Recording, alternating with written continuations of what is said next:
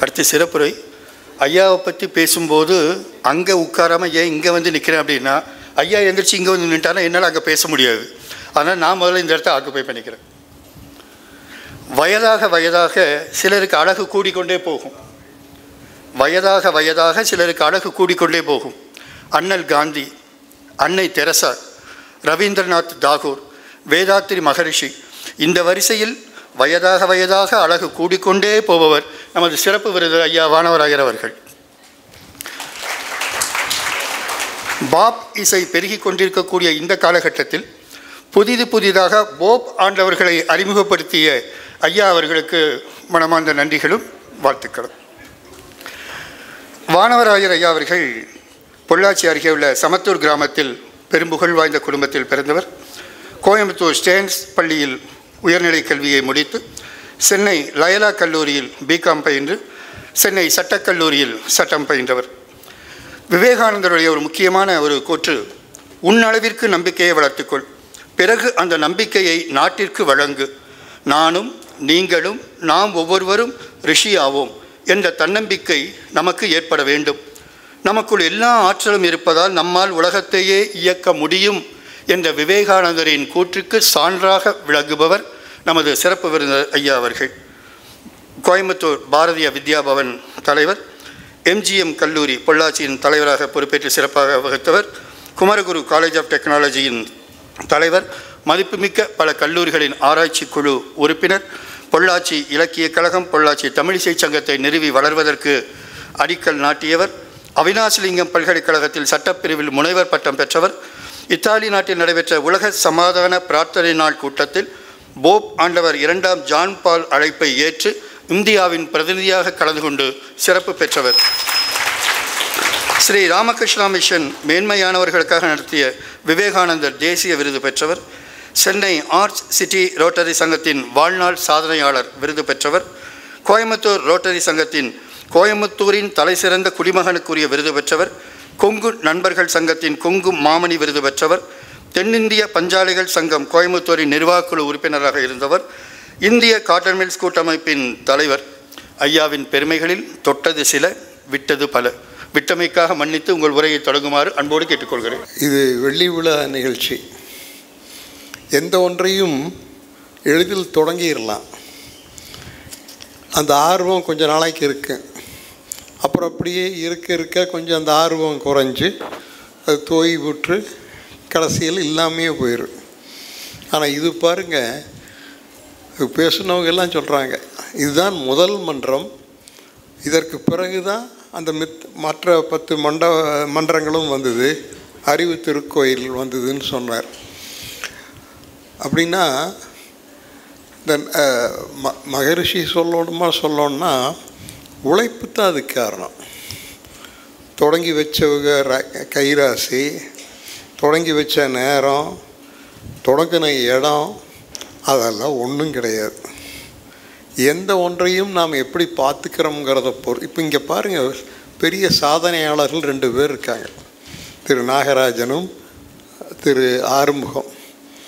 அவங்கெல்லாம் தொழில் அவ்வளோ ஜெயிச்சு இன்றைக்கி இந்தியாவிலேயே குறிப்பிட்டு சொல்லக்கூடிய பிராண்டுகளாக வந்திருக்கிறாங்கன்னா இந்த நாள் நேர நட்சத்திரமெல்லாம் ஒன்றும் இல்லை, உழைப்பு தான் அதுக்கு காரணம். அதுக்காக நம்முடைய சுந்தரராஜ் அவர்களுக்கு தான் நாம் அத்தனை பேரும் பாராட்டு சொல்லணும்.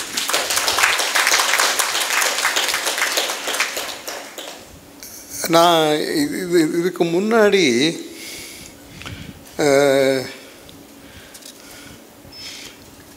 ஒரு 1.5 மாதத்துக்கு முன்னாடி பிப்ரவரி 16ஆம் தேதி இன்னொரு அறிவு திருக்கோயில் சம்பந்தப்பட்ட நிகழ்ச்சியில் கலந்துட்டேன். இப்போ இங்கே வந்திருக்கிறேன். அங்கே வந்தவங்க யாராவது இங்கே உண்டா? இதுதான் பிரச்சனை.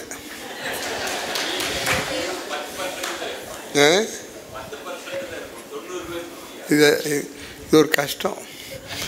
ஆகவே தான் எனக்கு தெரியும் இப்படித்தான் இருக்கும்னு. நான் முற்றிலும் வேறு மாதிரி சொல்ல வந்திருக்கிறேன். நேற்று காங்கயத்துக்கு பக்கத்தில் ஒரு 10 கோடி ரூபாயில் ஒரு தியான மண்டபம், ஒரு 60 பேர் தங்கறதுக்கான முதியோர் இது எல்லாம் ஏற்படுத்தி நான் தான் போய் திறந்து வச்சேன். அங்கே சொன்னாங்க 2 பேர், ஐயா நீங்கள் அங்கே வந்திருந்தீங்க, இன்னும் கொஞ்சம் நல்லா பேசியிருக்கலாம். சிரித்து சிரித்து வயிறு புண்ணாயிடுது, சிந்திக்கிறதுக்கு ஒன்றுமே இல்லையேன்னாங்க.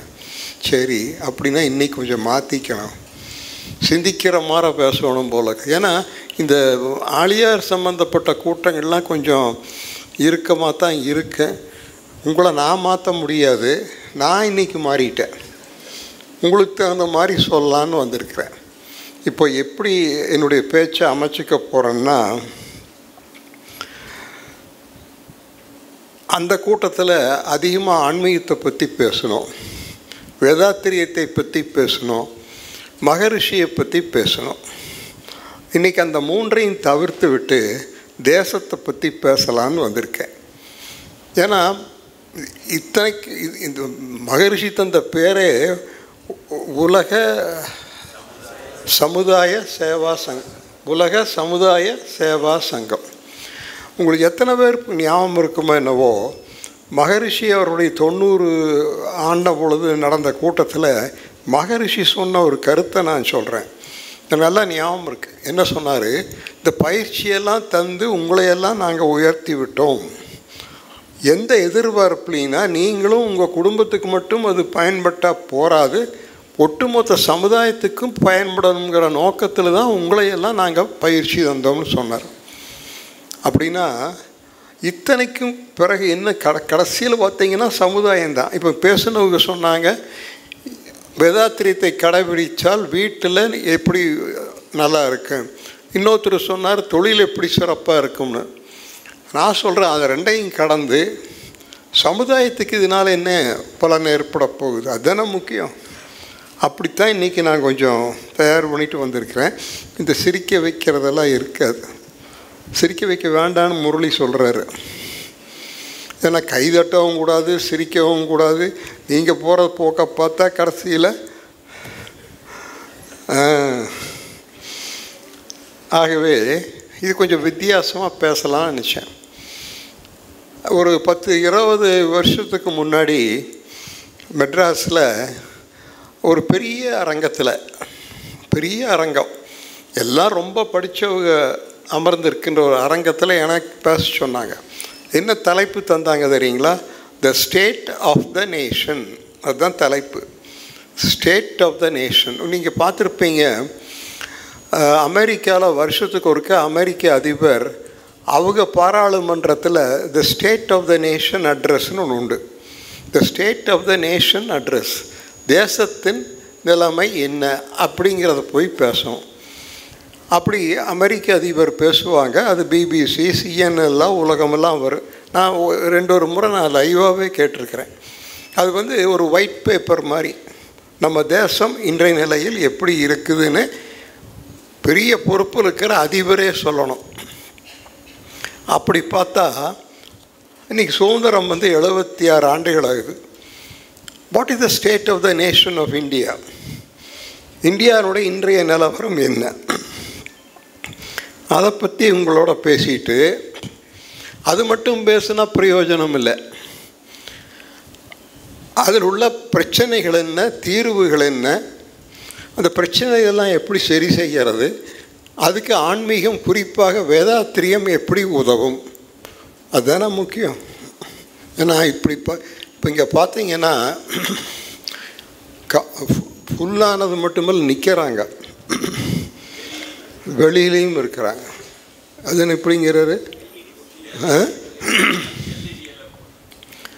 ஸோ அந்த அளவுக்கு ஒரு ஒர்க்கிங் டேயில் காலையில் ஒரு 10-11 மணிக்கு எல்லா வேலையும் விட்டுட்டு வர்றீங்கன்னா, அப்போ உங்களுக்கெல்லாம் தேசத்தை பற்றி அக்கறை இருக்கின்ற காரணத்தினால தானே வர்றீங்க.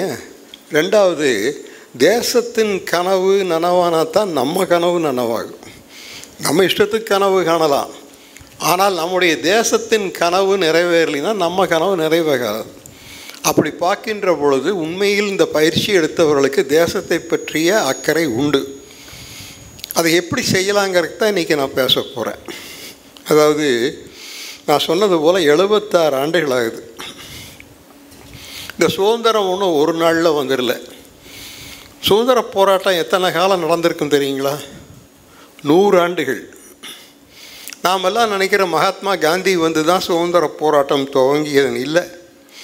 மகாத்மா காந்திக்கு 100 ஆண்டுகளுக்கு முன்பே சுதந்திர போராட்டம் தொடங்கிடுது. ஆனால் மகாத்மா காந்தி வரும் வரைக்கும் அந்த சுதந்திர போராட்டம் ஒரு மக்கள் இயக்கமாக ஆகவில்லை.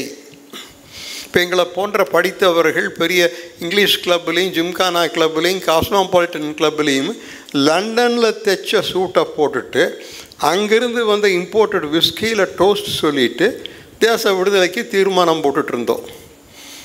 ஒரு மகாத்மா காந்தி வந்த பிறகு தான் அது ஒரு மக்கள் இயக்கமாக மாறியது. இதையெல்லாம் விவரமாக திரு நாகராஜ் அவர்கள் ஒரு கூட்டம் நடத்தினார் ஈரோட்டில். அதாவது மகாத்மா காந்தியடிகள் தன்னுடைய உடையை மாற்றிட்டார் இல்லையா மதுரையில், அதனுடைய 100ஆண்டு விழா இல்லைங்களா? ஓ, திருப்பூர்லையா? சரி. அப்படின்னா அதை ஒரு மக்கள் இயக்கமாக அவர் மாற்றினார். இது எதுக்கு நான் இதை முன்கூட்டி சொல்கிறேன்னா, எந்த ஒரு பெரிய மாற்றம் வரணும்னா அது மக்கள் இயக்கமாக ஆனால் தான் வரும். இப்போ மகரிஷி அவர்களே எடுத்துட்டிங்கன்னா இன்றைக்கி ஒட்டுமொத்தம் எத்தனை 1000 மன்றங்களோ எத்தனை லட்சம் பயிற்சி எடுத்தவர்களோ தெரியாது. இப்போ 25 வருஷத்துக்கு அப்புறம் திரு சுந்தரராஜன் அவர்களே இன்றைக்கி நாம் இந்த அளவுக்கு வளர்ந்துருக்குறோம். நான் விரும்புகிறது, நீங்கள் உங்களை சேர்ந்தவங்கெல்லாம் கொஞ்சம் உட்கார்ந்து இந்த மன்றம் தன்னுடைய பொன்விழாவை கொண்டாடும் பொழுது இந்த இயக்கம் எப்படி இருக்கணும். நானும் வருவேன்னு சொல்லியிருக்கிறாங்கல்ல, சொன்னீங்கல்ல, யாரோ சொன்னாங்கல்ல, இவரா பார்த்து தான் சொல்கிறீங்களா? நல்லா சொல்கிறாரு, கேட்கறக்கு நல்லா இருக்குது. 25 வருஷம் வந்தபோது இருந்ததை விட இப்போ இவர் நல்லா இருக்காருங்கிறார். அப்போ இன்னி 25 வருஷத்துக்கு அப்புறம் எப்படி இருக்குமோ தெரியாது. மொத்தத்தில் 25 ஆண்டுகளுக்கு பிறகு இன்று 25 ஆண்டுகளுக்கு முன்பு இருந்த இந்தியா என்ன? நீங்கள் இந்த மன்றம் துவக்கின பொழுது அந்த இந்தியா இன்று எப்படி இருக்கிறது? இன்னும் 25 ஆண்டுகளுக்கு பிறகு இதே இந்தியா எப்படி இருக்கும்? அன்றிருந்த பிரச்சனைகள் இன்று இல்லை, இன்று இருக்கும் பிரச்சனைகள் அன்று இருக்க போவதில்லை. நிலைமைகள் மாறிக்கொண்டே இருக்கின்றதற்கு ஏற்ப வேதாத்திரியும் தன்னை மாற்றிக்கொள்ளணும். முக்கியமான பாயிண்ட் இது. நான் சொல்ல, மகரிஷி சொன்னார். மகரிஷியினுடைய அந்த அது நினைவு மண்டபங்களா, மணி மண்டபம், அது திறப்பு விழாவும் போது நான் பேசினேன். அப்போது ஒரு கருத்தை நான் சொன்னேன். மகரிஷி என்ன சொன்னார் தெரியுங்களா? என்னுடைய அறிவுக்கு உட்பட்டு என்னுடைய அனுபவத்திற்கு ஏற்ப நான் ஒரு வேதாத்திரியத்தை தருகிறேன். இதுவே வேதம்னு நினைக்கக்கூடாது. இனி வருகின்ற அறிஞர்கள் அதை மேலும் ஆய்வு செய்து அதில் மாற்றங்கள் தேவைப்பட்டால் செய்து அதை புதுப்பிக்கணும்னு சொன்னார். அதனால் என்ன சொல்கிறேன்னா, 25 ஆண்டுகளுக்கு முன்பு இருந்த நிலைமைக்கு ஏற்ப மகரிஷி சொன்னார். இப்போது அடுத்த 25 ஆண்டுகள் வரும் பொழுது மகரிஷி நம்மகிட்ட என்ன எதிர்பார்ப்பார்னா, அதையே பேசிகிட்டு இருக்காதீங்க, அறிஞர்கள் சந்திக்கணும், ஒரு குழுவாக அமர்ந்து உட்கார்ந்து பேசி நிலைமைகளை மீண்டும் ஆய்வு செய்து அதற்கேற்ப வேதாத்திரியத்தை இன்டர்பிரட் பண்ணணும். கம்யூனிசம் ஆகட்டும், காங்கிரஸ் ஆகட்டும், எல்லா இயக்கங்களுமே காலத்துக்கு ஏற்ப மாறித்தான் ஆகணும். மகாத்மா காந்தி சொன்னது இன்றைக்கி 100% அப்படியே அப்ளை ஆகாது. இன்னும் 25 வருஷத்துக்கு அப்புறம் இப்போ நம்ம பேசுகிறது இருக்காது. இப்போ இன்றைக்கி ஆர்டிஃபிஷியல் இன்டெலிஜென்ஸ் வந்ததுக்கப்புறம் நாம் இன்னும் அன்னத்து தொழில்நுட்பத்தையே பேசிகிட்டு இருக்கக்கூடாது. நாமளும் காலத்துக்கேற்ப மாறித்தான் ஆக வேண்டும். அப்படி மாறுகின்ற பொழுது ஒரு சில கேள்விகள் வரும். இந்த 76 ஆண்டுகளில் அன்றைய இந்தியா அல்ல இன்றைய இந்தியா. எங்களுக்கெல்லாம் இப்போ எனக்கு என்ன வயசு இருக்குது சொல்லுங்கள், நீங்களே சொல்லக்கூடாது. இவர் என்னமோ சொன்னார்ல அப்படியே இருக்கேன்னு. 80 ஆகுது. ஐயா உங்களுக்கு எவ்வளோ ஆகுது? 26 76. இதில் 86 இருக்கீங்களா? ஒத்துருமே இல்லையா? எனக்கு கம்பெனியே இல்லையா? எதுக்கு சொல்ல வர்றேன்னா, 76 ஆண்டுகளுக்கு முன்பு இந்தியா சுதந்திரம் வந்த பொழுது இருந்த நிலைமைகள் இன்றைக்கி இல்லை. எங்களுக்கு அதெல்லாம் நல்லா தெரியும். இன்னும் ஒரு 25 ஆண்டுகளும் போது இன்னும் சுத்தமாக மாறி போயிடும். அப்படி வரும் பொழுது சில கேள்விகளை கேட்கணும். இந்த 76 ஆண்டுகளில் மிகப்பெரிய சாதனைகளை சாதித்திருக்கிறோம், மறுக்க முடியாது. இன்றைக்கி உலக நாடுகள் எல்லாம் நம்மை பார்த்து மதிக்கிறது என்றால் அந்த அளவுக்கு நாம் முன்னேறி இருக்கின்றோம் என்கின்ற காரணத்துக்காகத்தான் நம்மளை. ஆனால் இவ்வளவு தான் சாதிச்சிருக்க முடியுமா? இது புதுசாக நான் பேச போகிறது எதுவுமே உங்களுக்கு தெரியாதது அல்ல, முதலே சொல்லி வைக்கிறேன். ஆனால் அதை பற்றி சிந்திக்கணும்னு தான் நான் சொல்கிறேன். இப்போ என்ன இல்லை நமக்கு? இப்போ அப்துல் கலாம் சொன்னார் 2020 இந்தியா வளர்ந்த தேசமாக வர வேணும்னு. வர முடியலையே. அதுக்கு ஒரு காரணம் கொரோனா வந்தது, நம்ம கொஞ்சம் பின்னோக்கி தள்ளிடுது.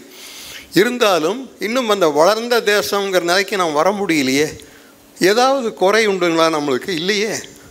இயற்கை வளத்தில் குறைவா, செயற்கை மனித வளத்தில் குறைவா, இல்லை கலாச்சாரத்துக்கு எல்லாம் நிறைய இருக்குது. ஏன் நாம் எதிர்பார்த்த அளவுக்கு வளரலை? அப்போ அதுக்கு ஏதோ காரணம் இருக்கணுமில்ல. அதுதான் ஸ்டேட் ஆஃப் த நேஷனுங்கிறது. ஸ்டேட் ஆஃப் த நேஷன்னா நாம் ஓரளவுக்கு வளர்ந்துருக்கின்றோம், மறுக்க முடியாது. அந்த வளர்ச்சியை இன்றைக்கி இந்தியாவுடைய பலங்களை சொன்னோன்னா நீங்கள் ஆச்சரியப்படுவீங்க. நம்ம சுதந்திரம் வந்த பொழுது இந்த பிரிட்டிஷ்காரர் என்ன சொன்னாங்க தெரியுங்களா? குறிப்பாக சர்ச்சில் என்ன சொன்னார்னா, வேற்றுமைகள் நிறைந்த இந்த பாரத தேசம் அதிக நாட்களுக்கு ஒற்றுமையாக இருக்காது. மிக விரைவில் சண்டை பிடித்து கொள்ளுவார்கள், பெற்ற சுதந்திரத்தையும் ஜனநாயகத்தையும் இழந்து விடுவார்கள், மீண்டும் நம்மிடத்தில் வருவார்கள்னு சொல்லித்தான் வேண்டா வெறுப்பாக சாவி கொடுத்துட்டு அவங்க போனாங்க.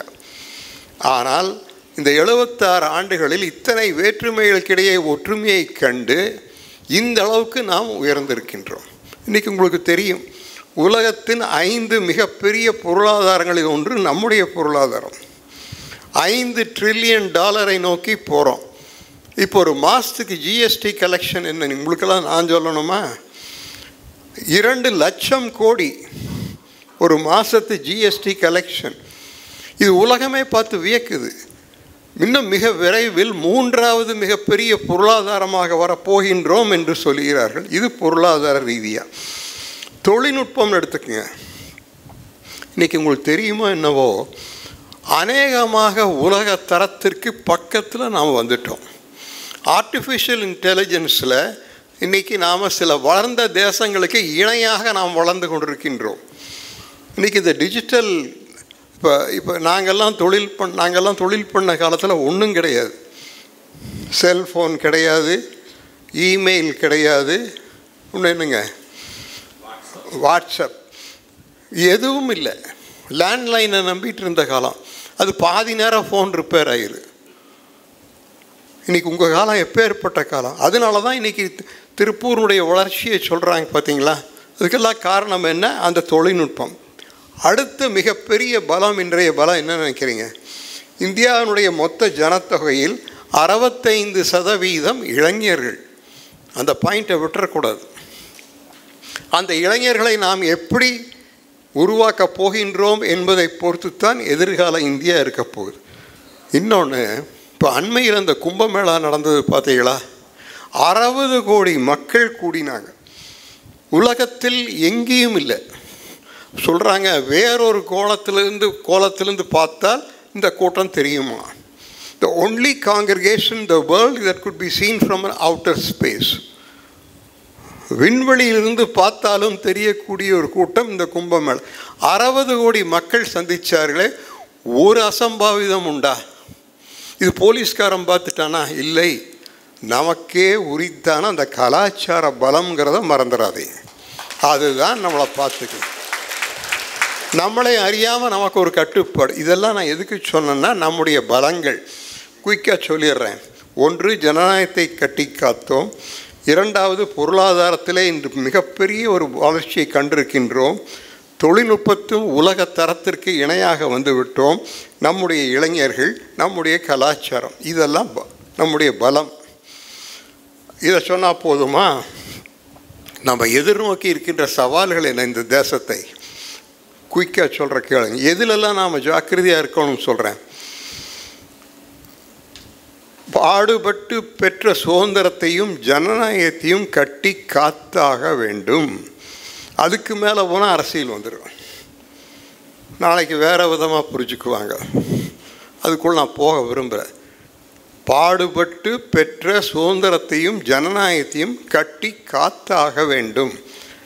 அதற்கு ஒரு அச்சுறுத்தல் இப்போ இருக்குது, ஆனால் நாம் பார்த்துக்கணும். இரண்டாவது, நம்முடைய அரசியல் சட்டம், கான்ஸ்டிடியூஷன் ஆஃப் இந்தியா, நீங்கள் பைபிள், குரான், பகவத்கீதை, இதை மூன்றுக்கும் மேலான புனிதமான ஒரு நூல் இருக்குமே, ஆனால் அது நம்முடைய அரசியல் சட்டம். அந்த அரசியல் சட்டத்துக்கு ஒரு ஆபத்து வராமல் பார்த்துக்கணும். பிறகு இந்த பன்முகத்தன்மை கொண்ட ஒரு சமுதாயம், அனைத்து கலாச்சாரத்தைச் சேர்ந்தவர்கள், மதத்தைச் சேர்ந்தவர்கள், மொழியை சார்ந்தவர்கள் அத்தனை பேரும் இணக்கமாக கூடி வாழுகின்ற ஒரு சமுதாயம் இந்திய சமுதாயம். இது உலகத்தில் எந்த நாட்டிலையும் இல்லை. நீங்கள் மேற்கத்திய நாடுகளுக்கு போனீங்கன்னா ஒரு சின்ன தேசம், ஒரே மொழி, ஒரே மதம், எல்லோரும் ஒரே போல் இருப்பாங்க, அவங்களுக்குள்ள சண்டை. இப்போ இங்கே எடுத்துக்கங்க, ஐயா உங்கள் பக்கத்தில் உட்காந்துருக்கவர் யாருன்னு உங்களுக்கே தெரியாது, அவருக்கு பக்கத்தில் உட்காந்துருக்கவர் யாருன்னு அவருக்கு தெரியாது. எதை பற்றி நம்மளுக்கு கவலையும் கிடையாது. நீ யாராக இருந்தால் நமக்கு என்ன? ஒன்று சொல்கிறேன் கேளுங்க. எங்கள் குலதெய்வ கோயில் பழனிக்கிட்ட இருக்கு, கண்டியம்மன் சொல்லுவான், கீரனூர். அங்கே கோயில் வருஷத்துக்கு ஒருக்கா திருவிழா வரும். அந்த திருவிழாம்போது முதல் சீர் எங்கிருந்து வரும் தெரியுமா? இஸ்லாமியர்கள் தான் ஊர்வலமாக வாத்தியத்தோடு சீர் கொண்டு வந்து அம்மனுக்கு தந்த பிறகு தான் நாங்கள் அந்த கோயிலுக்குள் போக முடியும். இதுதான் இந்தியாவினுடைய பெருமை. ஆகவே இதை ஜாக்கிரதையாக கட்டி காத்தாக வேண்டும். பிறகு எல்லா வளர்ச்சியின் பலனும் எல்லாருக்கும் போய் சேரணும். ஏதோ ஒரு 10 முதலாளிகளுக்கு மட்டும் ஒரு ஆதாயம்னா அது ஒரு வளர்ச்சி அல்ல. அடுத்து இன்று நம்மை அச்சுறுத்தி கொண்டிருக்கிறது வேலையில்லாத பிரச்சனை, அன்எம்ப்ளாய்மெண்ட். இன்று படித்து வருகின்ற, இப்போ ஒரு என்ஜினியரிங் காலேஜில் என்ஜினியரிங் படித்து வர்ற ஒரு ஆளுக்கு என்ன சம்பளம்னு கேட்டிங்கன்னா கேட்குற நமக்கே கஷ்டமாக இருக்குது. இத்தனைக்கு இந்த அளவுக்கு வளர்ந்தும் வேலைவாய்ப்பின்மை அவ்வளோ கொடூரமாக இருக்குது. அடுத்தாற்போல் நம்ம அண்டைய நாடுகளோடு நமக்கு உறவு நல்லா இல்லை. அநேகமாக ஏதோ பிரச்சனை எல்லாரும் கூட. எல்லாவற்றுக்கும் மேலாக டாக்டர் மன்மோகன் சிங் கொண்டு வந்த பொருளாதார சீர்திருத்த கொள்கையினால தான் இன்றைக்கி இந்த அளவுக்கு வளர்ந்துருக்குறோம். இன்றைக்கி அதை யாரும் பேசுவார் இல்லை. இன்றைக்கி நான் சொன்ன வளர்ச்சிக்கெல்லாம் காரணம் அந்த ஒரு மனிதன். ஆனால் அவரே ஒன்று சொன்னால், நான் ஒரு தவறு செய்து விட்டேன். என்னன்னு கேட்டால், கிராமத்தையும் விவசாயத்தையும் நான் விட்டுவிட்டேன். நகரங்களையும் தொழிலையும் வளப்படுத்தினேனே அல்லாமல் விவசாயத்தையும் கிராமங்களையும் நான் விட்டுவிட்டேன். எல்லாவற்றுக்கும் மேலாக பஞ்சாயத்து அரசியல் முறையை பற்றி நான் சிந்திக்கவே இல்லைன்னு சொல்லி இன்றைக்கி அதிகாரம் பூரா டெல்லியில் போய் குவிஞ்சிடுது. எது ஒன்றாலும் அவங்களை எதிர்பார்த்துட்டு இருக்க வேண்டிய ஒரு நிலைமை ஆகிடுது. பிறகு ஃபியர்ஸ் காம்படிஷன் இவ்வளோதான் இல்லை. நீங்கள் ஒரு கடை வச்சிங்கன்னா நாளைக்கு பார்த்தீங்கன்னா எதிர்த்து அப்படி இன்னொரு கடை பக்கத்துலேயே. எனக்கு நல்லா ஞாபகம் இருக்குது, எஸ்கேஎம் ஒரு தடவை என்கிட்ட தமாஷா சொன்னார். எனக்கு எஸ்கேஎம்னால் ரொம்ப பிடிக்கும். எஸ்கேஎம் என்ன சொன்னார்னா, ஒரு கடையை திறக்கிறதுக்கு இவரை கூப்பிட்டாங்களாம் எஸ்கேஎம். அப்போ கடையை திறக்கும் பொழுது அந்த ஓனர் சொன்னாரா, ஐயா நீங்கள் ரொம்ப கைராசிக்காரரு, நீங்கள் வந்து திறந்தால் அமோகமாக இருக்குது என் கடையினரா. இருக்கட்டும், இந்த பின்னாடி ஒன்று மூடி இருக்குது பாருனாரா. ஆமான்னு, அதையும் நான் தான் திறந்தேன். இந்த கை ராசி கால் ராசியெல்லாம் ஒன்றும் கிடையாது, உழைப்பு. ஆகவே ஃபியர்ஸ் காம்படிஷன். இன்றைக்கி இந்த தொழிலதிபர்களாக நிம்மதியாக இருக்காங்கன்னு நினைக்கிறீங்களா இவங்க 2 பேர்? எனக்கு வர்ற தூக்கம் இவங்க 2 பேர்த்துக்கு இல்லை. பாருங்கள், இவர் நம்ம என்ன ஆறுமுகத்துக்கு ஒரு வருத்தம், வைரத்தில் என்ன சார் லேப் கிரவுண்ட் வைரம்னு ஒன்று வந்துடுதம்மா, உங்களுக்கு சொல்லி வைக்கிறேன். இந்த கடைக்கு போனீங்கன்னா அதை கேளுங்க. அது நெஜ வைரம் ₹1,00,000 விற்குதுன்னு வைங்க, இந்த வைரம் 10,000க்கு விற்குது. ஆனால் ஆறுமுகத்துக்கு ஒரு சந்தோஷம். இன்றைக்கி எவ்வளோங்க ஒரு பவுனு?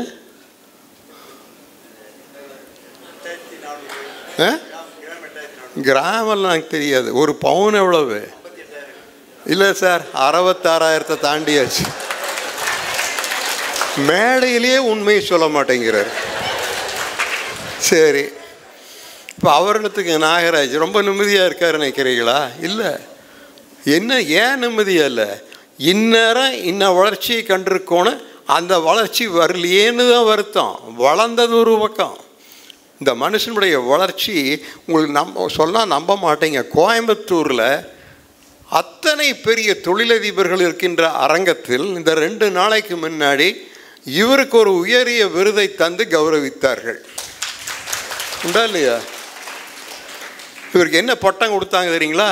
த பிராண்ட் அம்பாசிடர் ஆஃப் தமிழ்நாடு என்கின்ற பட்டத்தை கொடுத்தது சேம்பர் ஆஃப் காமர்ஸ். ஆனால் நிம்மதியாக இருக்காருங்கிறீங்களா? இல்லை. எந்த நேரம் வேறு யார் என்னத்தை பண்ணி என்ன கடை வைப்ப. இப்போ ஒரு வேஷ்டியினுடைய விலை என்னன்னு கேட்குறேன், தெரியுமா? சொல்ல மாட்டேன், கவலைப்படாதீங்க. இத்தனை நாளாக முகூர்த்த புடவை தான் என்னமோ விலை சொல்லுவாங்க. மாப்பிள்ளை பையனுக்கு இனத்தை சொல்கிறக்கு இப்போ அதுவே எங்கேயோ போயிடுது. மொத்தம் எதுக்கு இது சொல்ல வர்றேன்னா, இந்த கடுமையான போட்டிகள் காரணமாக நம்மளுக்கு யாருக்குமே நிம்மதி இல்லை. எந்நேரம் ஒரு ஸ்ட்ரெஸ்ஸு, டென்ஷன் இதே அதிகமாக இருக்குது. இன்னொன்று, நம்ம வனம் சுந்தரராஜன் சம்மந்தப்பட்டது, இயற்கையில் ஏற்பட்டிருக்கின்ற சீர்கேடு, அது குறித்து அன்னைக்கு கோயம்புத்தூர் வந்தபோது திரு சுந்தரராஜன் அவர்கள் அந்த வனம்ங்கிற ஒரு அமைப்பை வச்சுட்டு அவர் பண்ணுறதெல்லாம் என்கிட்ட சொன்னார். அது வரைக்கும் எனக்கு தெரியும். ஐயா, அந்த புத்தகங்களை அத்தனையும் படித்து விட்டேன். இவர் செய்கின்ற காரியம் சாதாரண காரியம் இல்லை, மகத்தான காரியம். இன்று எடுத்துக்கங்க, பருவமழை பெய்ய வேண்டிய நேரத்தில் பெய்யுதா? இல்லையே. ஒரு இடத்துல கொட்டி தீக்குது, இன்னொரு இடத்துல வறட்சி. இப்போ பார்த்தீங்கல்ல, அந்த மியான்மார் ஒரு நிலநடுக்கம் நான் பார்த்தேன் டிவியில். கட்டடங்கள்லாம் அப்படியே நிற்க விழுகுது. இதெல்லாம் எதுக்கு? இதெல்லாம் அதே போல் பொருளாதாரத்திலே வளர்ந்த தேசங்கள் வளர்ந்து வரும் தேசங்களுக்கு தர்ற நெருக்கடி. இப்போ அமெரிக்கா கஷ்டப்பட்டு ஒரு அதிபரை தேர்ந்தெடுத்திருக்கிறாங்க. அந்த மனுஷனை எப்படித்தான் அவ்வளோ படித்த தேசம் இப்படிப்பட்ட ஆட்களை தேர்ந்தெடுக்க முடியும்னே தெரியல. இன்றைக்கி உலகத்துக்கே நெருக்கடி. ஐயா, அது ஒரு பெரிய நெருக்கடி வரப்போகுது நம்மளுக்கு எல்லாத்துக்குமே. Whether it is your jewellery or textiles or anything for that matter, this fellow is going to terrorise the whole world. அது வடக்கு பரத்தான் போகுது. இன்னும் இருக்க பாருங்க, அந்த ஆளுக்கு இன்னும் 4 வருஷம் இருக்குது.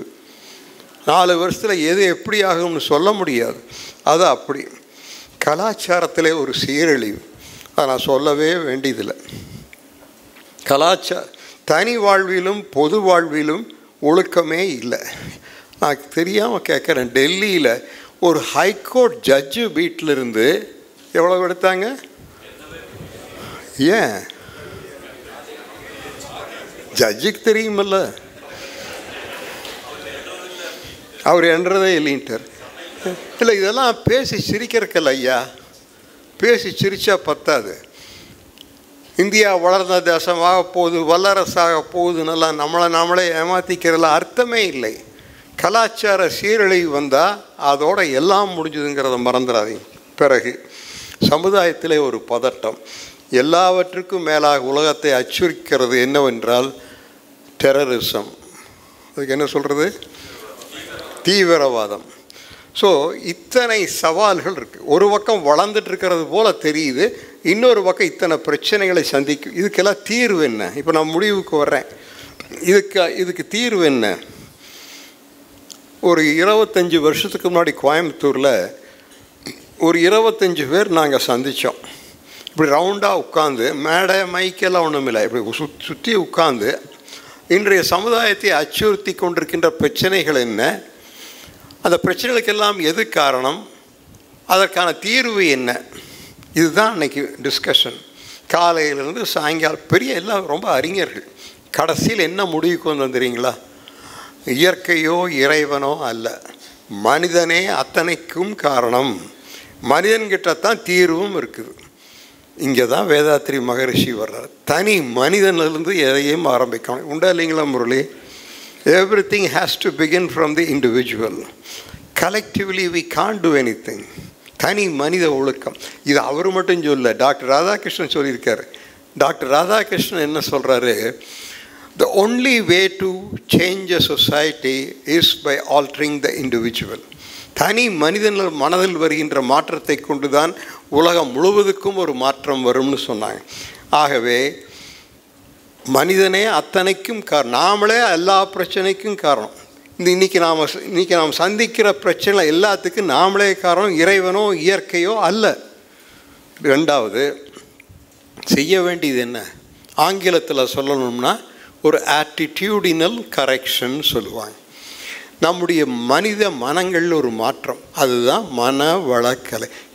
சார், அந்த மனுஷன் நீங்கள் எல்லாம் ரொம்ப படிச்சிருக்கிறீங்க அவரை பற்றி. நான் கொஞ்சம் எட்டிருந்து தான் பார்த்துருக்கிறேன். அண்மையில் வந்த ஒரு அவதார புருஷர் வேதாத்ரி மகரிஷி. அதில் எந்த கருத்து வேற்றுமை கிடையாது. எல்லாத்தையும் யோசிச்சிருக்கார். மனித மன வளக்கலை, மனித மனங்கள் வருகின்ற மாற்றத்தை பொறுத்து தான் அனைத்தும் இருக்கு. அப்போ நமக்குள் நல்ல மாற்றங்கள் வருமே, ஆனால் அது நம்முடைய எண்ணங்களாக வெளிப்படும். அந்த எண்ணங்கள் செயல்படுத்தப்படும் பொழுது சமுதாயம் மேன்மையுறும். அதுக்குத்தான் இந்த மனவளக்கலை மன்றங்கள்னு இப்போ இங்கே 11 மன்றம் இருக்குது இல்லைங்களா? இல்லை, 60 மன்றம் இருக்குது. அப்புறம் பாருங்கள், இதையொட்டி மகாத்மா காந்தியடிகளும் சொல்லியிருக்கார். இந்த பிரச்சனைகளுக்கெல்லாம் காரணம் என்ன? இங்கே கோயம்புத்தூரில் முரளி நாகராஜ் எல்லாம் வந்திருக்கிறாங்க. மகாத்மா காந்தி தங்கிய வீட்டை நாங்கள் ஒரு நினைவகமாக பண்ணியிருக்கிறோம். அங்கே பிரதானமாக 2 எழுதி வச்சுருப்போம். மகாத்மா காந்தி சொன்ன 2 எழுதி, ஐயா நீங்கள் போகிறதுக்கு முன்னாடி முடிஞ்சால் வந்துட்டு போங்க, கோயம்புத்தூருக்கு வந்து பார்த்துட்டு போங்க. கூட்டிகிட்டு வர்றீங்களா? கூட்டிகிட்டு வாங்க. காந்தி சொன்னதை 2 எழுதி வச்சுருக்கிறோம்.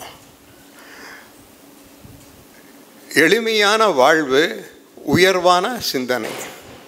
சொல்லுங்கள். எண்ணங்கள் உயர்வாக இருக்கணும், வாழ்க்கை எளிமையாக இருக்கணும். இப்போ எப்படி இருக்கு சொல்லுங்களேன். சொல்ல வேண்டாம் இல்லை? அதுக்கு இங்கிலீஷ் என்னங்க? ஆமாம். இன்னொன்று சொன்னார், ஒன்றை சாதித்தால் மட்டும் போதாது, கூடியமான வரைக்கும் அவற்றை நேர்மையான வழிமுறைகளை கொண்டு சாதிக்க வேண்டும். உன்னை சாதிச்சா பத்தாது, எனத்தையோ பண்ணி எதையோ பண்ணி உன்னை சாதிச்சனுங்கிறத அது சாதனை அல்லன்னார் மகாத்மா காந்தி. இந்த 2ஐயும் இந்த நேரத்தில் நாம் கொஞ்சம் மனதில் கொள்ளணும். எல்லாவற்றுக்கும் மேலாக இன்று பொருளாதாரம் ரொம்ப பேசுகிறோம். மகாத்மா காந்தியினுடைய பொருளாதாரத்தை கொஞ்சம் கேளுங்க ஐயா எல்லோரும். எப்படித்தான் ஒரு மனுஷன் 100 ஆண்டுகளுக்கு முன்பு இப்படி சிந்திச்சிருப்பார்னு பாருங்க. நான் முதல்ல ஆங்கிலத்தில் சொல்கிறேன், அப்புறம் தமிழில் சொல்கிறேன். காந்திய பொருளாதாரம்னா என்னன்னு கேளுங்க. Creation of wealth through fair means, equitable distribution of the same, without endangering nature within and without, paving the way for a sustainable economic development, guaranteeing lasting peace and happiness. நேர்மையான முறையில் வளத்தை பெருக்க வேண்டும், சீரான வகையில் அதை பகிர்ந்து கொள்ள வேண்டும். இதை செய்கின்ற பொழுது அகத்திலும் புறத்திலும் உள்ள இயற்கையை கெடுத்து கொள்ளாமல் நீடித்த நிலையான வளர்ச்சிக்கு திட்டங்கள் தீட்டப்பட்டு இறுதியில் நிலைத்த அமைதிக்காக பாடுபட வேண்டும். இப்போ நான் கேட்குறேன், வரிக்கு வரி வேதாத்ரி மகரிஷியில் இதுக்கு எடுத்து காட்ட முடியும். இப்போ இவர் நெசவு தொழிலை பற்றி அவர் சொன்ன பாட்டை சொன்னீங்களையா, இதுக்கும் இருக்குது. இப்போ அதை நான் எப்படி சொல்கிறேன்னு சொல்கிறேன். இந்த புத்தகத்தை கொடுத்தேன். மகரிஷிக்கு 100 ஆண்டுகள் ஆன பொழுது, நூற்றாண்டும் போது 20 தலைப்பில் ஒவ்வொரு தலைப்புக்கு 5 கருத்து, 100 கருத்தை உள்ளடக்கி இப்படி ஒரு நூலை கொண்டு வந்தோம்.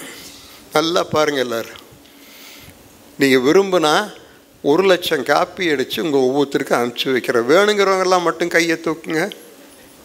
இருந்தாப்பா மயில்சாமி பாரு, ஆர்டர் கொடுத்துரு. பார்த்தீங்களா முரளி? இப்போ காரில் கோயம்புத்தூர் வரையில் நான் படிச்சுட்டே வந்தேன். இது அவருடைய கருத்துக்கள் சும்மா எல்லாம் ஒருத்தர் மகரிஷி ஆக முடியாது. சும்மா நான் ஒருத்தரை கேட்டேன், நீங்கள் எப்போ அறிஞர் ஆனீங்கன்னு கேட்டேன். அது கிடக்கட்டு, நான் எப்போ பேரறிஞரானே உங்களுக்கு தெரியலையேன்னாரு. அப்படி இங்கே பாருங்கள், விஞ்ஞானத்தை பற்றி அவர் சொல்கிறார். ஞானத்தை அறிவது விஞ்ஞானம், மூலத்தை உணர்வது மெஞ்ஞானம். கைதட்டுங்கய்யா.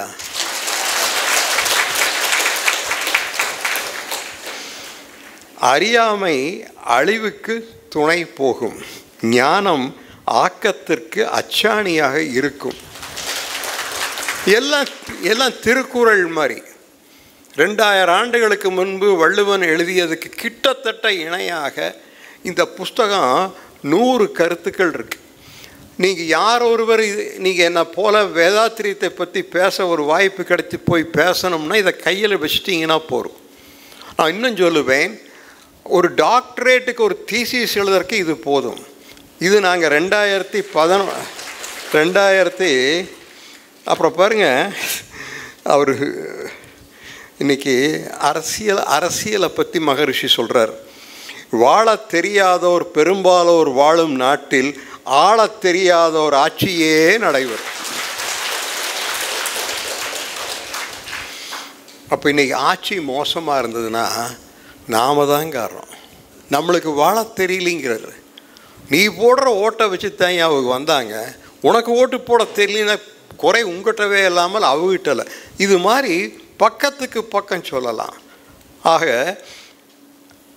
இறுதியாக அவர் இந்த தீர்வுகளுக்கெல்லாம் ஒரே பிரச்சனை, சமுதாய உணர்வு நமக்கு இருக்கணும். பார்ட்டிசிபேட்டரி டெமோக்ரஸின்னு சொல்லுவாங்க. ஜனநாயகம் வெற்றி பெற வேண்டுமானால் நாம் ஒவ்வொருவரும் நம் பங்கை செலுத்த நாம் தயாராக இருக்க வேண்டும். 5 ஆண்டுகளுக்கு ஒரு முறை சென்று வாக்களித்து விட்டால் நம்ம வேலை முடிந்ததுன்னு நினைக்கக்கூடாது. சமுதாய பிரச்சனையிலே நாம் அக்கறை எடுத்துக்கொள்ளணும். அது இப்போ ரொம்பவே இல்லை. அதை விட ஒரு கஷ்டம், அதை இங்கே சொல்ல வேண்டாம், இது ரொம்ப உன்னதமான ஒரு மேடை. அன்றைக்கி வேற ஒரு பக்கம் சொல்லிட்டேன். இப்போ இதுக்கெல்லாம் தீர்வு என்ன? 2 நம்பித்தான் சமுதாயம் இருக்குது. 1 ஆன்மீகம், 2 கல்வி. இதை 2ல் நாம் கொண்டு வர்ற சீர்திருத்தத்தை பொறுத்து தான் சமுதாயத்தை மாற்றி அமைக்க முடியும். ஒன்று என்னங்க? ஆன்மீகம், இன்னொன்று கல்வி. அதுலேயும் பாருங்கள், இவருடைய ஆன்மீகத்தை பாருங்கள், அலாதியான, அதாவது மகரிஷி தத்துவம் ஒன்றும் புதுசு இல்லை, அத்வைதம்தான். ஆதிசங்கரர் கொடுத்த அத்வைதத்தை நம்ம அழகர் ராமானுஜங்கிட்ட சொல்லுவார், மகரிஷியை சொல்லுவாரா, அத்வைதந்தாப்பா, 2 1 அதுதானே. அதை அடிப்படையாக வச்சுத்தான் என்னுடைய ஆன்மீகத்தை நான் டெவலப் பண்ணேன்னு சொல்லுவாரா. அவர் என்ன சொல்கிறாரு, அன்னைக்கும் சொன்னேன் அந்த போன கூட்டத்தில், தன்னைத்தான் அறிந்து கொள்ளுவதே ஆன்மீகம், அதுக்கு மேலே ஒன்றும் இல்லை. இப்போ அம்மா நீங்கள் ரொம்ப நேரம் கண்ண முடிய உட்காந்துருந்தீங்க. அதுக்கு நான் நினச்சிட்டேன், ஒன்று நாங்கள் பேசுகிறது பிடிக்கலையோ, எங்களை பார்க்க பிடிக்கலையோ, இதை விட அவரையே நினச்சிட்டு இருக்கலான் இருந்தீங்க நினச்சிட்டு நான். ஆனால் அதுதான் ஆன்மீகம். கோயில், குளம், சாஸ்திர சம்பிரதாயம், தேர், திருவிழா எதுவும் மகரிஷிக்கு ஏற்பில்லை. நீங்கள் அந்த வேதாத்திரியத்தை படித்து பாருங்கள், எவ்வளவு புரட்சிகரமான ஆன்மீகம் அவர் சொன்ன ஆன்மீகம். 2வது, தன்னைத்தான் அறிந்து கொள்ளுவதே ஆன்மீகம். தியானத்தின் மூலமாக மட்டுமே தான் மனிதன் தன்னை உணர்ந்து கொள்ள முடியும். அதன் மூலமாக தன்னுள் இருக்கின்ற நிறை குறைகளை தெரிந்து கொண்டு, நிறைகளை கொண்டு குறைகளை போக்கி உச்சத்தை அடைய வேணும்னா தியானம் ஒன்றுதே வழின்னு சொன்னார். அது இந்த புத்தகத்திலையும் இருக்குது. அப்புறம் சொல்கிறாரு பாருங்க, ஆன்மீகம் என்பது வழிபாட்டோடு நின்று விடக்கூடாது. வெறும் கோயிலோடையோ சர்ச்சோடையோ மசூதியிலையோ நின்று போச்சுன்னா அது ஆன்மீகம் அல்லங்கிறார். அவர் என்ன சொல்கிறாருங்கிறீங்க, அந்த 3ஐ விட்டு ஆன்மீகம் வெளியே வந்து இன்றைய நவீனம் ஒரு மனிதன் சந்திக்கின்ற பிரச்சனைகளுக்கு தீர்வு காண்பதற்கு தேவையான தன்னம்பிக்கையும் துணிச்சலையும் தருவதே உண்மையான ஆன்மீகம்னு மகரிஷி சொல்கிறார். அப்போ நீங்கள் போய் கோயிலில் முட்டி முட்டி கும்பிட்டாலும் உனக்குள் வர வேண்டிய மாற்றம் வரவில்லை என்றால் எந்த இறைவனும் உங்களுக்கு உதவ மாட்டான். அடுத்து சொல்கிறாரு பாருங்க,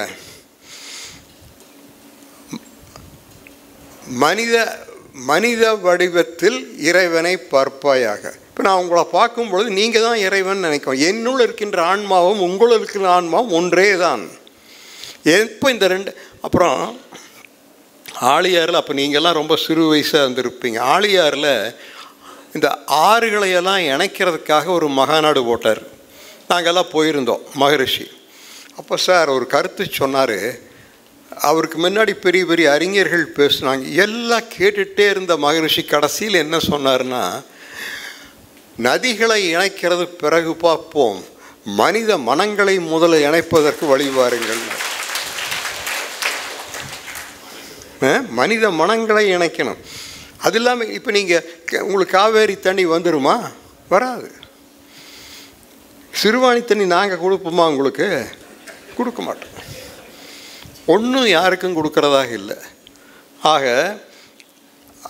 மனித மனங்களை இணைக்கணும்னாரு.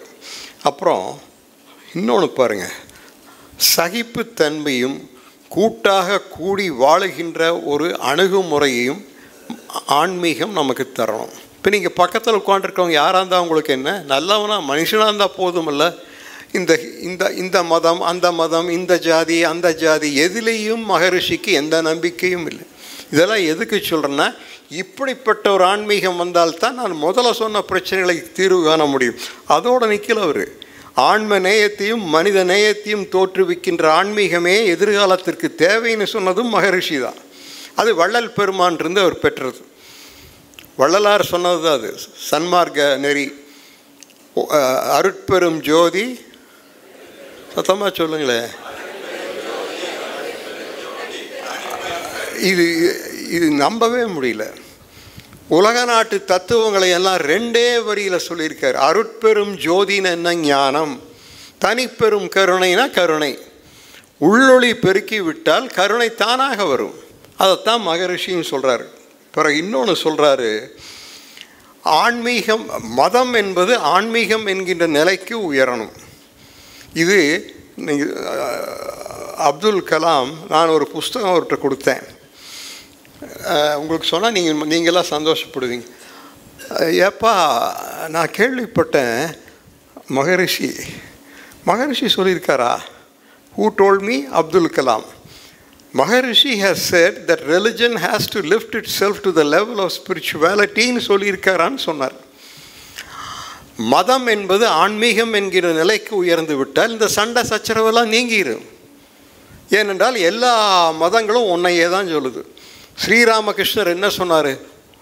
பாதைகள் பலவானாலும் உண்மை ஒன்றே. சிகாகோவில் போய் விவேகானந்தர் பேசும்பொழுது என்ன சொன்னார்? எல்லா ஆறுகளும் இறுதியில் அந்த ஒரே சமுத்திரத்தில் தான் போய் சந்திச்சாகணும். அதே போல் நீங்கள் இஸ்லாமியராக இருந்தால் எனக்கு என்ன, இன்னொன்னாக இருந்தால் கிறிஸ்தவராக இருந்தால் என்ன, ஹிந்துவாக இருந்தால் எல்லோரும் உண்மையை நோக்கித்தான் போகிறோம். ஆன்மீகத்தில் இப்படிப்பட்ட மாற்றங்கள் வரணும். தீர்வுக்கு சொல்கிறேன், கல்வியில் என்ன வரணும்? டைம் ஆகிட்டுருக்குல்ல.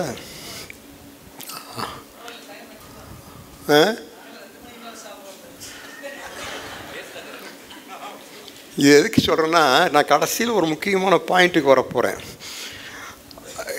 மகரிஷி அவர்கள் மறைந்து இப்போ எத்தனை வருஷம் ஆகுதுங்க? கடைசியில் சொல்கிறேன்.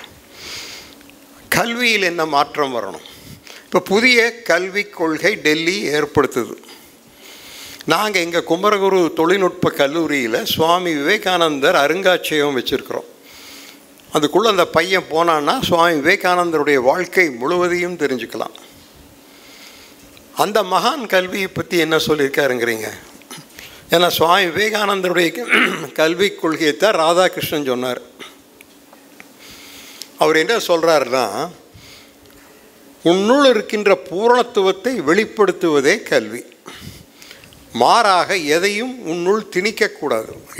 மாணவன் மனசுக்குள்ளே எதையும் திணிக்காதீங்க. மாறாக அவனுக்கு உள்ளே இருக்கின்ற அந்த பூரணத்துவத்தை அல்லது முழுமையை வெளிக்கொண்டு வார்கள் சொல்லிட்டு மனித வள மேம்பாடே கல்வின்ட்டார். மனித வள, இது எங்கேயோ கேட்ட மாதிரி இருக்கா? இப்போது நாகராஜ் ஒன்று சொன்னார், கவனிச்சிங்களா? சுவாமி விவேகானந்தர் ஒரு காலத்தில் சொல்லியிருக்கார், தென்னாட்டிலே ஒரு அமைப்பு வரும், அந்த அமைப்பு நான் விட்டு சென்ற பணியை அந்த அமைப்பு தொடரும். ரொம்ப கைதட்டணும் அதுக்காக.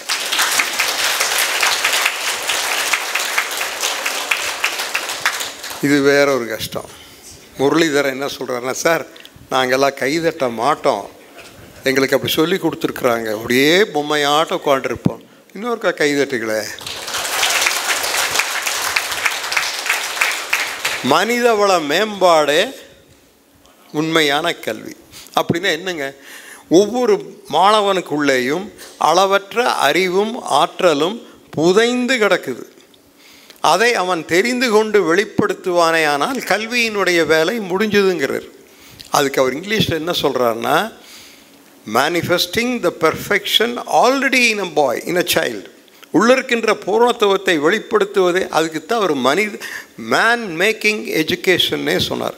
இப்போ அதை ஒட்டி நாங்கள் ஒன்று பண்ணுறோம். பாரத வித்யா பவனில் நாங்கள் என்ன பண்ணுறோம்னா, empowering the youth to enrich the nation. என்ன அர்த்தம்? ஒவ்வொரு இளைஞனும் கல்வியின் மூலம் முதலில் அவன் தன்னை உயர்த்தி கொள்ள வேண்டும். பிறகு அவன் பெற்ற உயர்வை கொண்டு அந்த உயர்வை தந்த அவன் சமுதாயத்தை அவன் உயர்த்த அவன் உதவ வேண்டும். பாரு, அந்த அம்மா ஊருக்கு முன்னாடி அந்த அம்மா தான் கைதட்டினாங்க.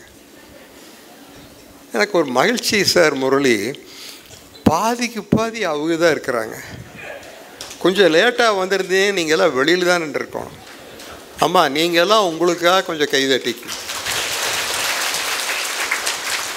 அன்னைக்கு இதுக்கு முன்னாடி இன்னொரு மன்றத்துக்கு போனேன், எல்லாம் இந்த வயசுக்காரரு அருமையாக 3/4 மணி நேரம் கும்மி அடித்தாங்க. இல்லை பூரா அதுக்கு பாட்டு பூரா வேதாத்தை தத்துவத்தை பாட்டாக வச்சு கும்மி அடித்ததை பார்த்தேன். ஸோ முதல்ல என்ன சொன்னேன், உண்மையான கல்வி என்பது மனித வள மேம்பாடு. மனிதனை உருவாக்குவது தான் உண்மையான கல்வியே இல்லாமல் பட்டதாரிகளை உருவாக்குவது, பட்டறைகளாக கல்லூரி இருக்கக்கூடாதுன்னு சொன்னது விவேகானந்தர். பட்டங்களை தருவதற்கான பட்டறைகள் அல்ல கல்லூரிகள், மாறாக மனிதனை உருவாக்கணும்னு சொல்லிட்டு. இன்னொன்று பாருங்கள், தேசத்தின் மீது ஒரு பெருமிதத்தை ஏற்படுத்தணும். ஐ ஆம் அன் இந்தியன், நான் ஒரு இந்தியன், இந்த தேசத்துக்கு இணையான தேசம் கிடையாது, இந்த கலாச்சாரத்துக்கு இணையான கலாச்சாரம் கிடையாதுன்னு ஒவ்வொரு இளைஞனும் நம்பணும், நினைக்கணும். அதை நாம் கல்வியின் மூலம் சொல்லணும். பிறகு ஒவ்வொரு இளைஞன் மனதிலும் ஒரு கனவை விதைக்கணும். இந்த கனவை விதைச்சது யார்? எல்லாத்துக்கும் தெரியும். இளைஞன் மனதிலே கனவை விதைத்த ஒருவர் யார்? என்ன கனவு விதைச்சார்? 2020 இந்தியா ஒரு வளர்ந்த தேசமாக வர வேண்டும் என்று கனவு காண சொன்னார். உண்டா இல்லைங்களா? அப்போ நம்முடைய பள்ளிக்கூடங்களில் இளைஞர்கள் குழந்தைகள் மனசில் ஒரு கனவை விதைக்கணும். அடுத்த வரி தான் ரொம்ப முக்கியம்.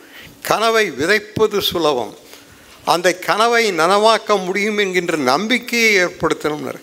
அப்துல் கலாமை பற்றி ஒரு 5 லைன் சொல்கிறேன், கேளுங்க. கலாம் லவ்ட் இந்தியா, இந்தியாவை நேசித்தார் அப்துல் கலாம். 2வது, இந்தியா முயன்றால் வல்லரசாக முடியும் என்று கலாம் நம்பினார். அது இளைஞனால் மட்டுமே தான் சாதிக்க முடியும் என்றும் நினைத்தார். அதற்காக ஒரு திட்டத்தை தந்து நிற்க போயிட்டார். கலாம் உடைய இறுதி எப்படி வந்து தெரியுமா உங்களுக்கு?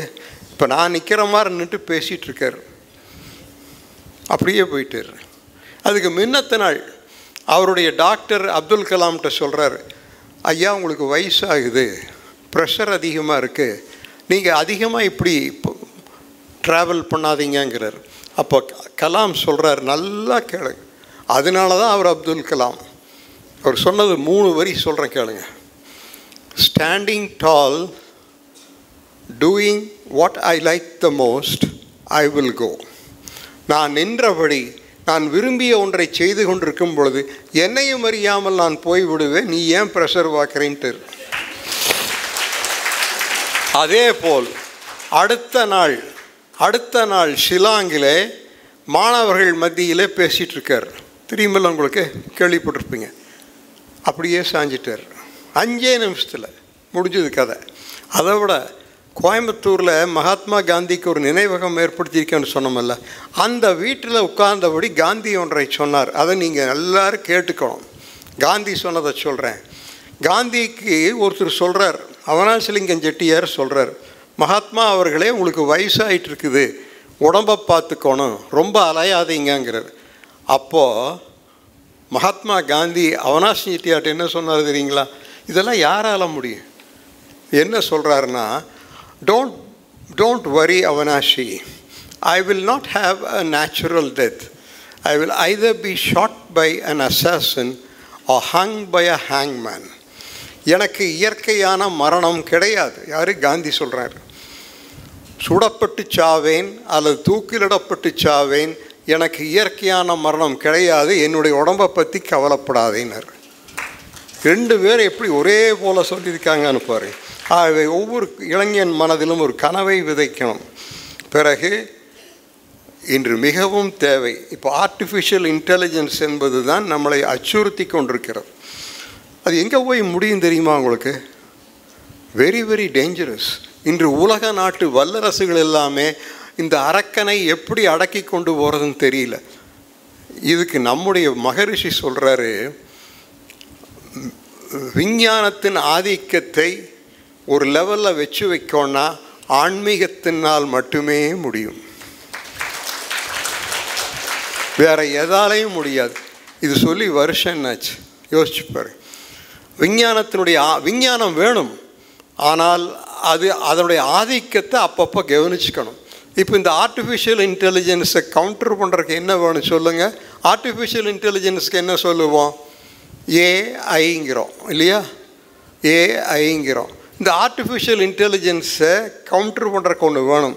என்ஐன்னு நான் ஒன்று கண்டுபிடிச்சிக்குது. நம்ம சொந்த கண்டுபிடிப்பு.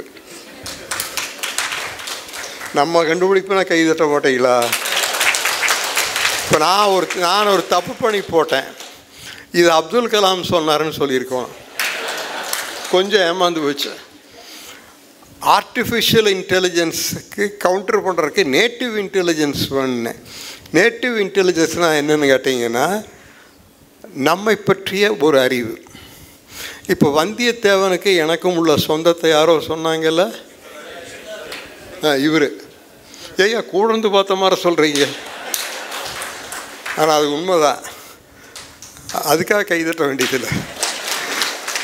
ஆகவே ஆர்டிஃபிஷியல் இன்டெலிஜென்ஸை கவுண்டர் பண்ணோன்னா நேட்டிவ் இன்டெலிஜென்ஸ் என்ன தெரியுங்களா?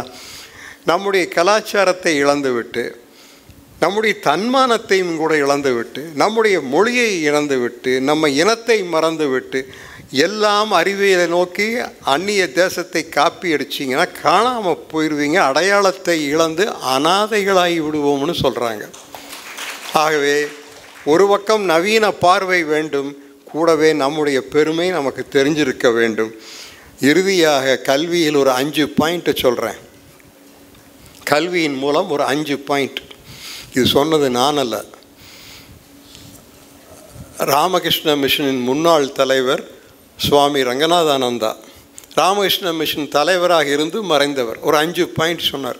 அவர் என்ன சொன்னார்னா, ஒவ்வொரு இளைஞனும் அவனுடைய தேசத்தின் கலாச்சாரத்தையும் பாரம்பரியத்தையும் தெரிந்திருக்க வேண்டும்.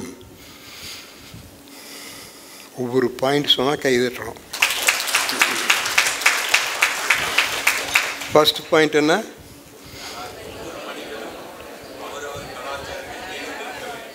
இரண்டாவது பாயிண்ட், ஒவ்வொரு இளைஞனும் அந்த மாபெரும் கலாச்சாரத்தை உருவாக்கி அந்த மனிதர்களை தெரிந்திருக்க வேண்டும். மூணாவது, ஒவ்வொரு இளைஞனும் ஒரு 100 ஆண்டுகள் நடந்த சுதந்திர போராட்டம், அந்த தியாக வரலாறையும் தெரிந்திருக்க வேண்டும். நான்காவது பாயிண்ட், 21வது நூற்றாண்டில் அவன் சந்திக்கப் போகின்ற சவால்கள் என்ன, அவனுக்கு வரப்போகின்ற வாய்ப்புகள் என்ன தெரிந்திருக்க வேண்டும். 5வது பாயிண்ட் மோஸ்ட் இம்பார்ட்டன்ட், அங்கே தான் மகரிஷி வர்றார். 5வது பாயிண்ட், இந்த சவால்களை எல்லாம் சந்தர்ப்பங்களாக மாற்றிக்கொண்டு வாழ்க்கையில் ஜெயிப்பதற்கு தேவையான மனித வள கலை தெரிந்திருக்க வேண்டும்.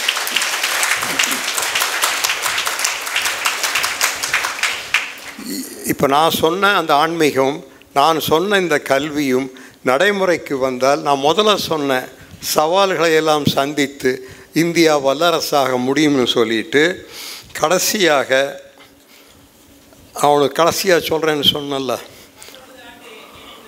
பாருங்க சார், ரொம்ப கவனிக்கிறாங்க.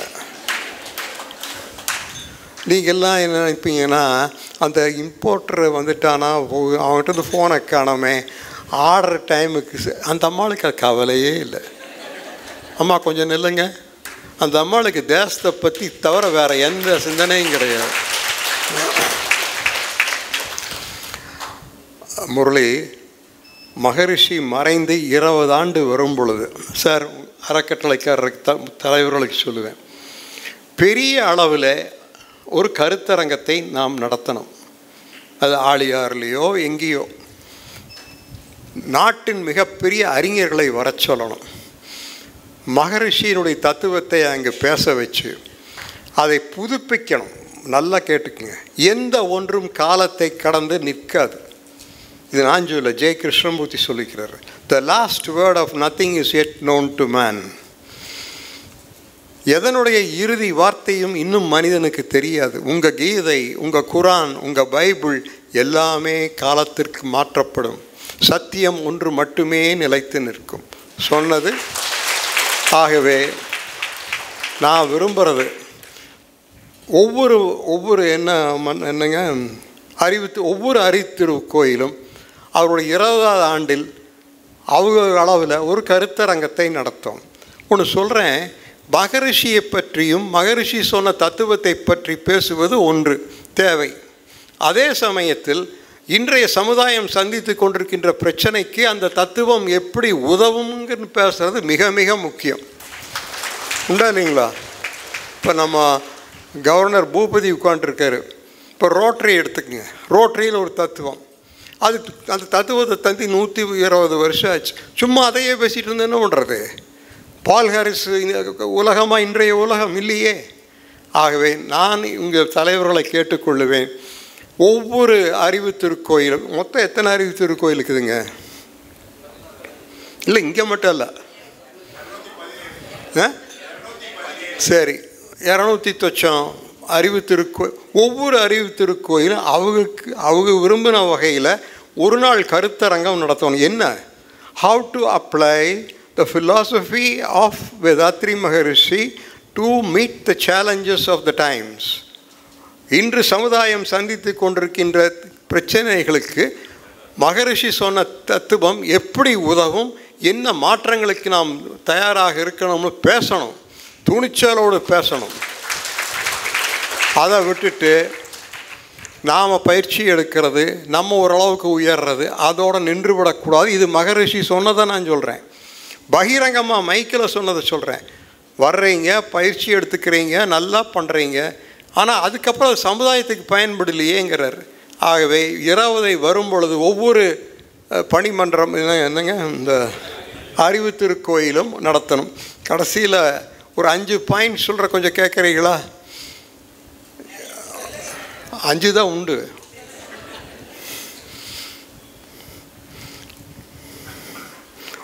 நான் சொல்கிறத கூடவே சொல்லுங்கள். உயர்த்துவோம் தனி மனிதனை, தந்திடுவோம் தலைமை பண்புகளை, விதைத்திடுவோம் ஒரு கனவை, காத்திடுவோம் அதை எந்நாளும். வாழ்க வையகம், வாழ்க வளமுடன். இதுதான் 20வது வருஷத்தில் நாம் எடுக்க வேண்டிய உறுதிமொழி. நான் இன்னொருக்கா சொல்கிறேன், உயர்த்துவோம் தனி மனிதனை. இது அவரு தத்துவம், நம்ம சரக்கல்ல. நம்மளுக்கெல்லாம் எப்படி அப்படிலாம் சிந்திக்க முடியும்? இதெல்லாம் எங்கே நின்றுட்டு பேசுகிறோமோ தான். இப்போ சுவாமி விவேகானந்தர் கையை பிடிச்சிட்டா அந்த டிரான்ஸ்ஃபார்மர்லேருந்து கரண்ட்டு வரும். காந்தியை பிடிச்சிட்டா அது வரும். வள்ளலார், வேதாத்ரி, வேதவியாசர், யார் பக்கத்தில் நிற்கிறோமோ அதை பொறுத்து தான் நமக்கு. இப்போ நாம் மகரிஷி பக்கத்தில் நின்னதுனால தானே நம்மளுக்கு சமுதாயத்தில் ஒரு மரியாதை உண்டா இல்லையா? சொல்லுங்கள். ஆகவே இன்னொருக்கா சொல்கிறேன், கேட்டுக்குங்க. உயர்த்துவோம் தனி மனிதனை. பசிக்குதா? இளைஞர் சத்தமாக சொல்லுங்க ஐயா. உயர்த்துவோம் தனி மனிதனை, தந்திடுவோம் தலைமை பண்புகளை, விதைத்திடுவோம் ஒரு கனவை, காத்திடுவோம் அதை எந்நாளும்.